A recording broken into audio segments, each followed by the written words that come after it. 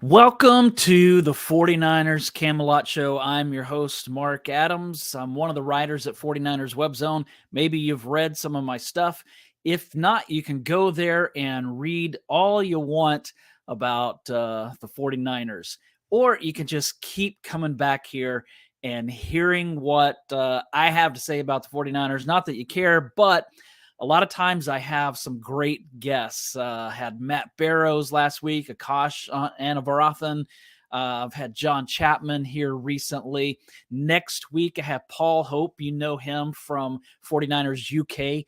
And so I'm excited about that, excited about some of the things that we have going on. We're also working on a big project at 49ers Web Zone that you'll be hearing about later, sometime later this summer probably. So a lot going on.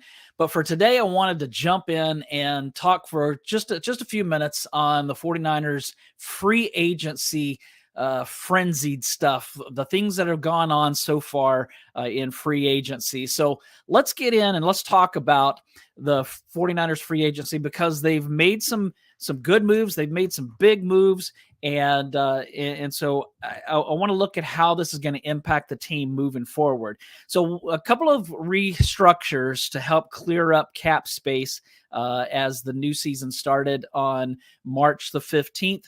So they restructured Charvarius Ward, which freed up about $10 million of cap space for this season. Also restructured Fred Warner. That cleared up about $9.5 million. So those are big moves to help clear up cap space, but it's also important to notice who they are restructuring because you don't want to restructure a player who's on the downside that they might not have because what they're doing is they're taking salary, they're taking all of this stuff and they're kind of moving some of it back later. And what that does, if you're not careful, is that it could put you in a situation where you have, like the 49ers years ago were in salary cap hell, where they had put off until the point that they had all of these aging players in the late 90s, early 2000s, all of these aging players. I think 99 was the season that this really started kind of falling apart. So you had guys like Tim McDonald and some of these older guys. I don't mean to just point out Tim McDonald, but he's just the first name that popped in my head. But they started putting off all of these salaries, and what happened was these guys are getting older and they're not as productive, but they're still, making big salaries and having to pay because you're saving money on them now, but you're paying on them later. So it's like credit card debt. And so it's just not the best way to run a team. But if you do it right, it can be effective. And thankfully, the 49ers have Parag in their front office, and he's pretty much a star when it comes to this stuff. So two players that have been restructured so far, and both players neither of them are on the downside of their career. So that's a good thing. So let's look at who they have signed or re-signed. The first person that they re-signed or did anything with was Tashaun Gipson. They gave him a 1-year deal. Gipson had a really good 2022. I mean, they picked him up off the street as they're coming into the season, because Jimmy Ward was hurt. And so he was a good veteran presence. He mentored Talanoa Hufanga.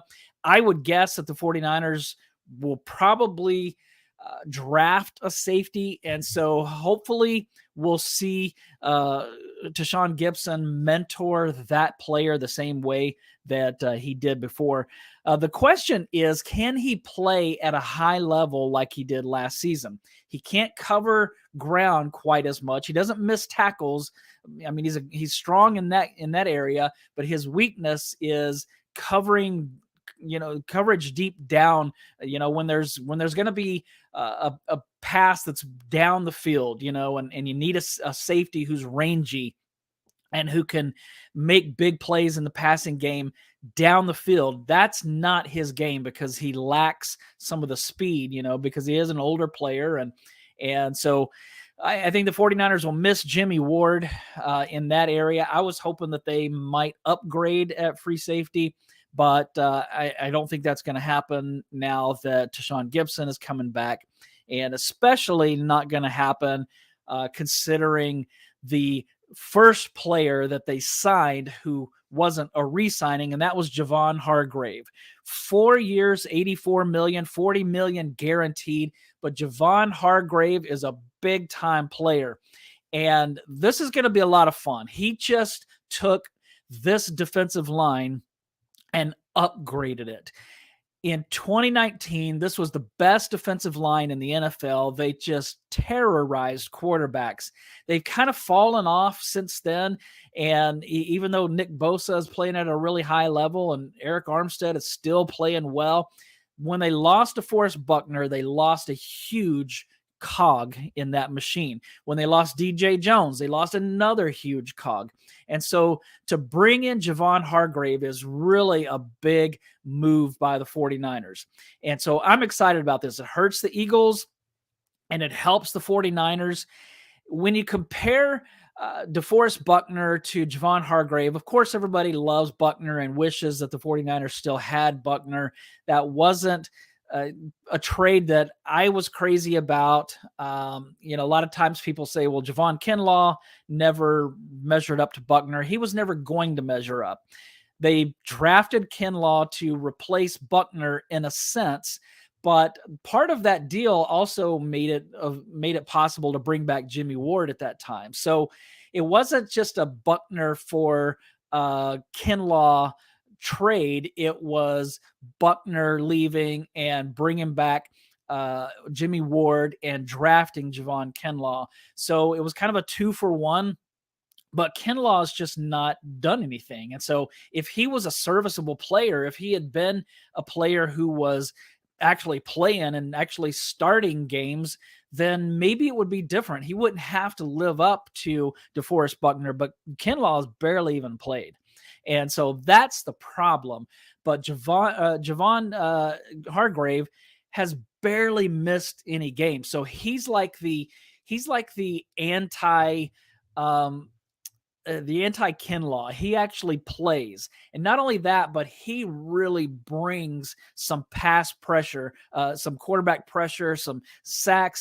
Listen, he had 66 quarterback pressures in 2022. He has 22 sacks over the last 2 seasons.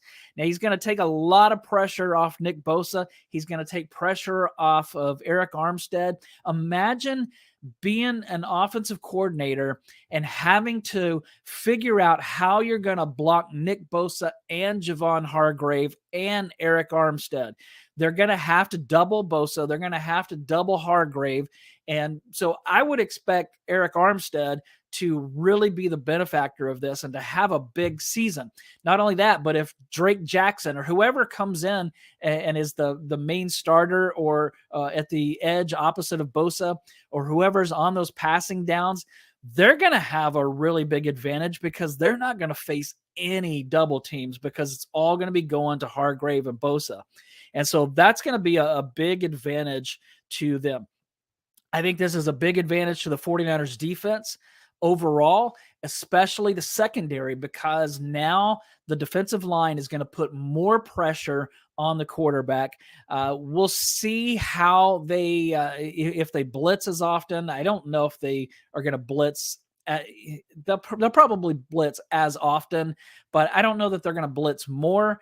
But we'll see how that, if they're going to bring more linebackers, more DBs at times. But I think the 49ers defense is going to feast on quarterbacks this season.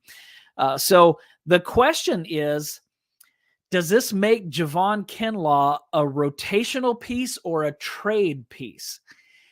I think that if you have Javon Kinlaw as a rotational piece, that's a pretty solid a rotation part, because they also brought back Kevin Givens, which I'm going to talk about here in just a second, but they're bringing back and they're rebuilding that defensive line, which had kind of tailed off in 2022. So it's going to be fun to see. And it's going to be interesting to see what happens to Javon Kinlaw. Are they going to trade him? Or are they going to just bring him back and he's going to be a rotational piece? I like what DeForest Buckner told Michael Silver when he was asked about the Hargrave signing. he said, just funny how they literally gave him the same contract. If you look at the two contracts, they are the same. But I actually think that Hargrave is better as a pass rusher than Buckner. And I think that the numbers back that up. I don't know if he's as good all around as Buckner, but as a pass rusher, he's going to be even better than Buckner was. So I mentioned that they're bringing back Kevin Givens. They re-signed him to a 1-year deal. Givens is a great rotational piece. He always seems to make the most of his time on the field. And so I'm glad to see that they brought him back. He was a restricted free agent. So most likely next season, he's going to be an unrestricted free agent who's going to test the free agency waters next year in 2024, unless they extend him or something like that, which is possible. But I would say more likely that that he ends up being an unrestricted free agent next season. So here's the really interesting thing that they did. I mean, the biggest thing that they did was Javon Hargrave. But the other thing that they did that I found really interesting was that they signed Sam Darnold to a 1-year contract. The quarterback, Sam Darnold, formerly a first-round pick in, I think, 2018, I believe that was the season. I thought initially, my thought was this is an excellent choice for a third-string quarterback. He's always had the talent, but he's just mostly been in bad situations. In fact, I saw this tweet from Eric Branch. He said Sam Darnold has played for 4 head coaches and 5 offensive coordinators in 5 seasons. Of Darnold's ex-coaches, just one, Tampa Bay's Todd Bowles, is currently an NFL head coach. So 4 head coaches in his 5 years, and only Todd Bowles is still a head coach. But listen to this. Of Darnold's offensive coordinators, none is presently an NFL coordinator. So Sam Darnold had 5 offensive coordinators in 5 seasons, and none of them are still offensive coordinators. It's kind of like what Alex Smith faced. I mean, where he was like, what was it? He had like 6 offensive coordinators in his first 5 or 6 seasons or something like that. It was just nuts. And it wasn't until he got Jim Harbaugh that he actually started becoming a good quarterback, a really good quarterback, in fact. Not the kind of, Tom Brady, Aaron Rodgers type that you're going to build your team around, but he was a really good quarterback for the 49ers. And then he went on and played really well for the Chiefs and then in Washington. So it just shows you how important it is to have the right coaches.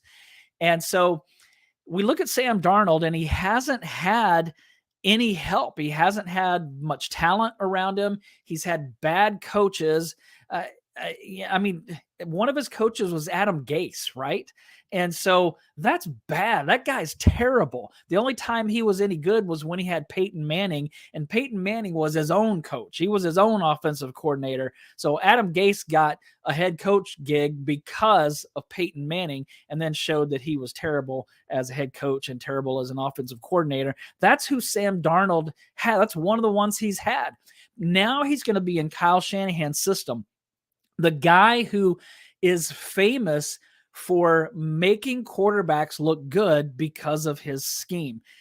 Sam Darnold is also going to have weapons: Deebo Samuel, George Kittle, Brandon Ayuk, Christian McCaffrey.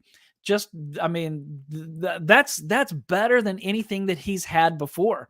And so this is going to be really huge for the 49ers, because initially I was like, okay, he's definitely a QB3. He's only 2 years older than Brock Purdy. So he's 25. He's still a young guy.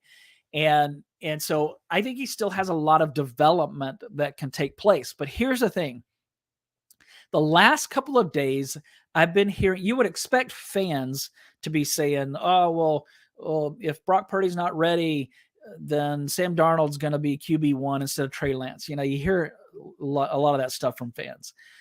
But I've been hearing this from media people, and not necessarily anyone close to the team, but people who know more than the average fan, I would say. And so I still don't agree with that. I don't believe that Sam Darnold is going to take Trey Lance's place. I don't think that he's going to leapfrog Trey. But here's the thing. Brock Purdy obviously had his surgery. All accounts are that it went well and that he's going to be back in September at some point. I know some believe that it's not likely that he's going to be back for week 1. Maybe it's going to be a few weeks into it. But there are some that are saying it's going to be even later. Like I heard Rich Gannon say on a podcast, I don't even remember which one it was because it was just a clip that I heard, where he's saying that Brock Purdy, he doesn't think he's going to be back until like December. Now, Rich Gannon's not a doctor, and I don't know if he entirely understands the surgical procedure that Brock Purdy had. But let's say that Purdy doesn't come back in week 1 or even in week 3 or 4. Let's say that it is October or something like that. Then, in my opinion, this is going to be Trey Lance's team. It's going to be his opportunity to show what he can do. But there are some who believe that Sam Darnold will steal that job from Trey Lance. I still don't think so, but it's going to be interesting to see. And if Sam Darnold, who was drafted in the first round, so obviously there were teams that believed he had first round talent, if he's able to show that he does have that, still have that first round talent, and Kyle Shanahan can get it out of him, it might be an interesting race there to see who can really make that leap, whether it's Trey Lance or Sam Darnold. And then, what happens when Brock Purdy is healthy and he comes back? If Darnold or Lance are struggling, then it's definitely Purdy's team. But if either of those other two quarterbacks are playing and they're playing well and the 49ers are winning, that Kyle Shanahan is going to stay with the hot hand. So that's going to be really interesting to see what happens. It's going to be scary to see because the 49ers are a Super Bowl worthy team and one of the favorites to win the Super Bowl, and yet we don't even know who their quarterback's going to be. So it's just this continuing soap opera. So the 49ers also re-signed Jake Brendel to a 4-year deal. This is a big re-signing. So they're basically bringing back their entire offensive line except for Mike McGlinchey, who they lost, who got paid really, really well. And so right tackle is going to be their only new starter. Right now, it looks like it's going to be Colton McKivitz, especially with the fact that not only he's coming back, but they're paying him to be there, and it's not going to be a practice squad kind of thing. He's likely going to be the starter unless they make some other kind of move, which is doubtful because of the money that they've spent so far. So it looks like it's going to be Colton McKivitz most likely. So he's going to be the only new starter, and he's played with this team and he's started with this team before. So it's not like it's a brand new guy. So I think that's really good because the offensive line has a chance to continue gelling together. So this is a positive thing. I like that they brought back Jake Brendel. He was a Pro Bowl alternate.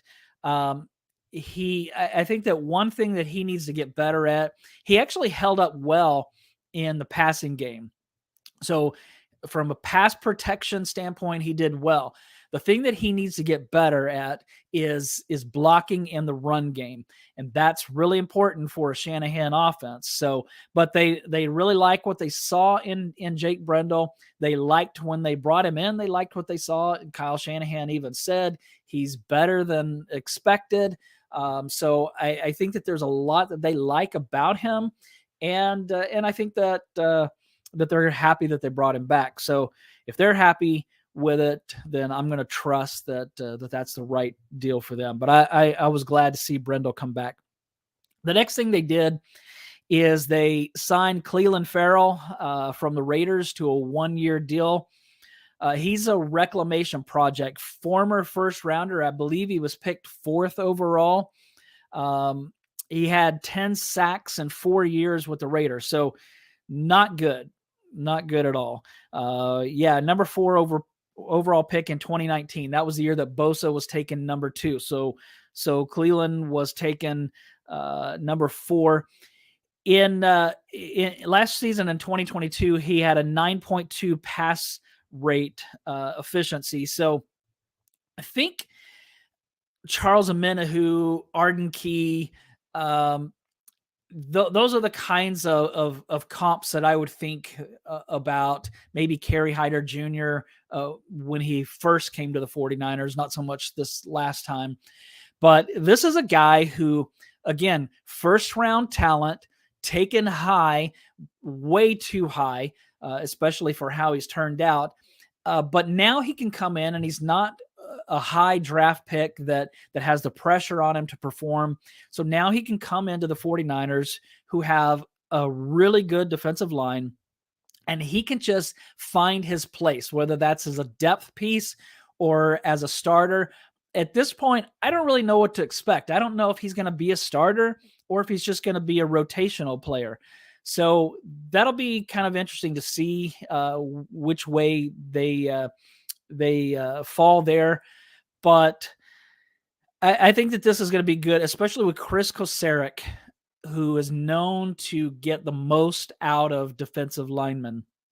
Now, he hasn't hit the ball out of the park with every single one. There's Deion Jordan was one, and obviously Javon Kinlaw is another. So he hasn't struck gold on every single guy that he's had come in, but by and large, he's really taken defensive linemen from where they are to a higher level. And so if he can do this with Clelin Ferrell, then I think that's this could be a really good signing. And so we'll see how that turns out. They also brought in slot corner Isaiah Oliver and signed him to a 2-year deal. First, I saw it as a 1-year deal, but then I saw one of the beat writers reported that it was a 2-year deal. He spent Oliver spent the last 5 seasons in Atlanta, and so he played. Akash Anavarathan tweeted that he played 262 snaps in the slot last season for Atlanta and finished with 5 pass breakups and 1 interception. So he's probably going to compete with Samuel Womack for that number 1 slot corner spot, which, if this is the only starting caliber corner that the 49ers sign, that tells me that they really like Diamador Lenore and that they hope to have him on the opposite side of Charvarius Ward. And so if that's the case and Lenore stays outside, then I would expect Oliver and Womack to compete for that slot job.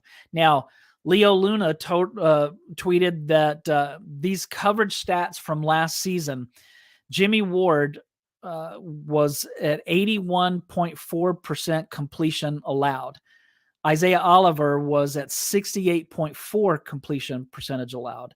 Jimmy Ward gave up a passer rating of 94, where Isaiah Oliver gave up a passer rating of 72.4. Jimmy Ward had 3 picks and allowed 4 touchdowns. Oliver had 1 pick and allowed 0 touchdowns. So that is interesting. Now, there's probably more to the story. Oliver, I don't know how he is in the run game. I don't know if he tackles like Jimmy Ward. I don't know anything, very much about him. I do remember he picked off Jimmy Garoppolo in the game last season in Atlanta. But other than that, I don't know much about this guy. But from what we're seeing so far, he seems to be a guy that could come in, win the starting corner position or slot corner position, and do really well with it. So if you consider that he did well last season in Atlanta without the kind of surrounding cast and supporting cast that he'll have in San Francisco, that says a lot to how well he could perform in San Francisco. So I think he's a little bit bigger than maybe some of the guys they've had in the past. Probably not Jimmy Ward, but I think he potentially could be an upgrade over Jimmy Ward. But probably not. I mean, Ward's really good, and I think the 49ers defense is going to miss him. But I'm guessing Isaiah Oliver wins that over Samuel Womack. But we'll have to see. It's going to be fun to watch. So what holes do the 49ers still need to fill? Well, I had originally that they needed a right tackle. I thought someone other than Colton McKivitz, but it looks to me like that's where they're going to go. So I took that off the list. I had center, but they're bringing back Jake Brendel. I had free safety, but they're bringing back Tashaun Gipson. I had defensive tackle, and they've addressed that with Hargrave and with bringing back Givens. So edge was one of the others. Now, obviously, I mentioned that they brought in Clelin Ferrell, but I don't know if he's going to be the starter or not. I don't know if Drake Jackson is going to be the starter or not. So I still have edge as a need, because even if they're not going to bring in a starter, they still need to bring in somebody to rotate, for some depth. I also have cornerback. I don't think that they're going to bring in a starting corner that's going to replace Diamador Lenoir. If that happened, that would push Lenoir to the to the slot, but to the nickel. But I don't think that that's going to happen. I think that any corner probably that they bring in is going to be for depth, and so I may take corner off of the holes left to fill. So corner and edge, sure, we'd like for them to upgrade, that would be great, but you can't pay big money to everybody. So my guess is those are going to be depth players that they bring in. They're probably still going to bring in depth players at defensive tackle, and maybe they'll do this through the draft and not necessarily through free agency. I'd like to see them bring in a tight end, and this may happen in the draft, another tight end that can really catch the ball and be a threat. I think Kyle Shanahan wants that, and I think that if he has it, it's going to be huge. And also they need a kicker. I mean, Robbie Gould is still unsigned, so I'm not sure if they're going to bring him in or not, but we're going to have to see. But they definitely need a kicker. I'd like to see them bring Gold back, but I just don't know at that price if they're going to be able to do that or not. So that's all that I have as far as this goes. I'd love for you to put in your comments what you think I left out, if there are things that you would add to what I've said. And so if you're enjoying the content that we are bringing to you, if you're getting something out of it and you enjoy the guests that we have, then I'm going to ask you to do something. I'm going to ask you to go, if you're watching on YouTube, to go to the 49ers Camelot channel. And I want you to hit that subscribe button. And then once you do, there's going to appear a little bell. And I want you to click that bell and then pick the word all. That way, what's going to happen is anytime we put out new content, you're going to get alerted to that. And the reason is that we don't want you to miss anything. A lot of times we're going to be going live, and we want you to join us live so that we can hear from you. And if you comment, we're going to put you into the live part of our show. And so that we want you to be a part of that. And also it's going to help us reach more people and help other 49er fans find us. If you're watching this on iTunes or wherever you listen, Spotify, wherever you listen to your podcasts, just jump in there and follow us, give us a rating, give us a review, tell the world that we're okay to listen to. We would appreciate that. So again, thanks so much for your support. And thanks for joining us for the 49ers Camelot show. Looking forward to next week having Paul Hope and just all the other things.